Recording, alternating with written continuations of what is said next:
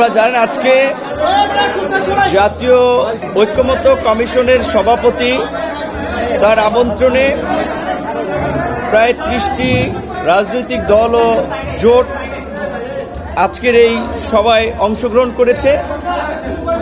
সেখানে মোটা দাগে সব রাজনৈতিক দলই কিন্তু নির্বাচনের একটা সুনির্দিষ্ট রোডম্যাপ চেয়েছে। আমরা আমাদের দলের পক্ষ থেকে আমরা পরিষ্কারভাবেই বলেছি যে সংস্কার নিয়ে আগামীকালকে আরেকটি মিটিং রয়েছে 11টা এখানে। কার্যত আমরা মনে করি যে সংস্কারের বিষয়ে ইতিমধ্যেই একটা ঐক্যমত্য তৈরি হয়েছে, আর মিটিংয়ের প্রয়োজন হচ্ছে না। এখন বাস্তবায়ন করার আসলে পালা।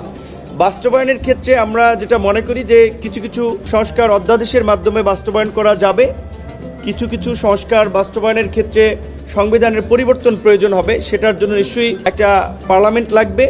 এবং কিছু কিছু সংস্কার চাইলে এখনই বিভিন্ন মন্ত্রণালয় তাদের নিজস্ব ব্যবস্থাপনায় কিছু আইন অধ্যাদেশের মাধ্যমে বাস্তবায়ন করতে পারে। তবে যেহেতু বাংলাদেশের 50 বছরের ইতিহাসে আমরা এইটাকে আমাদের একটা ঐতিহাসিক প্রেক্ষাপট হিসেবে আমরা মনে করি, সেজন্য আমরা বলেছি যে এই ঐতিহাসিক প্রেক্ষাপটে রাষ্ট্রের সংস্কারগুলোতে যে আমরা এতগুলো রাজনৈতিক দল এবং নাগরিকরা ঐক্যমত্য পোষণ করছি, এইটাকে জুলাই সনদ না বলে বরঞ্চ একেবারে এটাকে একটা জাতীয় সনদ হিসেবে আমরা গ্রহণ করে একটা গণভোটের মাধ্যমে এর একটা গণভিত্তি দিতে পারি।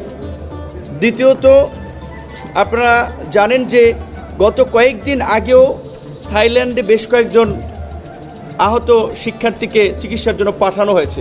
তাদের যতটুকু আমরা দেখেছি অনেকেরই শারীরিকভাবে পঙ্গুত্বের একেবারে শেষ প্রান্তে চলে গিয়েছে। তাদের চিকিৎসা এখনও বিদেশ পাঠাতে সময় লাগছে, এখনও অনেকে যেতে পারে নাই, 9 মাস লাগছে। তো এর মধ্যে দিয়ে আমরা প্রধান উপদেষ্টার সামনে জাতীয় ঐক্যমত্য কমিশনের সদস্যদের আইন উপদেষ্টা ছিলেন, আমরা পরিষ্কারভাবে বলেছি তারা জুলাইয়ের আহতদের চিকিৎসার ব্যবস্থাপনা এবং তাদের সহায়তায় ব্যর্থতার পরিচয় দিয়েছে যারা দায়িত্বে ছিলেন। সুতরাং এইটা সেনাবাহিনীর কাছে দিলে ম্যানেজমেন্টটা ভালো হবে। সরকারের প্রতি শুরুর দিকে যে একটা অভূতপূর্ব সমর্থন ছিল, সব রাজনৈতিক দলের একটা সহযোগিতা করার মনোভাব ছিল। সরকারের বেশ কিছু উপদেষ্টার বেশ কিছু কর্মকাণ্ড, রাজনৈতিক মন্তব্য সরকারের কাছে রাজনৈতিক দলগুলোর একটা দূরত্ব তৈরি করেছে, একটা সন্দেহ সংশয়ের সৃষ্টি করেছে। আমরা সেই সমস্ত উপদেষ্টাদেরকে অপসারণ করে উপদেষ্টা পরিষদ পুনর্গঠনের আমরা দাবি জানিয়েছি। একই সাথে আমরা এটাও বলেছি অতীতের ঘটনা টেনে যে আপনারা জানেন যে 2023 সালের 28 অক্টোবর বিরোধী দলের আন্দোলন সংগ্রামের পর 24 সালে যে নির্বাচন হয়েছিল, সেই নির্বাচন সম্পন্ন করার জন্য তৎকালীন ফ্যাসিস্ট সরকার এবং তার দোসররা প্রায় 32,000 বিরোধী দলের নেতাকর্মীকে গ্রেপ্তার করেছে। কিন্তু গত 9 মাসেও এই ফ্যাসিবাদের সাথে জড়িত এবং তার সহযোগী 3200 জনকেও গ্রেপ্তার করা হয় নাই।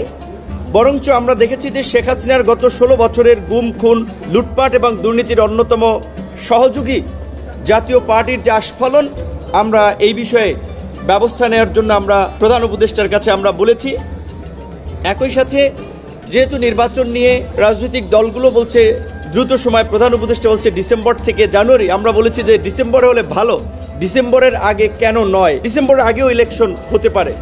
সামগ্রিকভাবে আমরা সহ সব দলই নির্বাচনের একটা সুনির্দিষ্ট দিন, তারিখ কিংবা মাস, এই সময়টা প্রধান উপদেষ্টার কাছে আমরা জানতে চেয়েছি।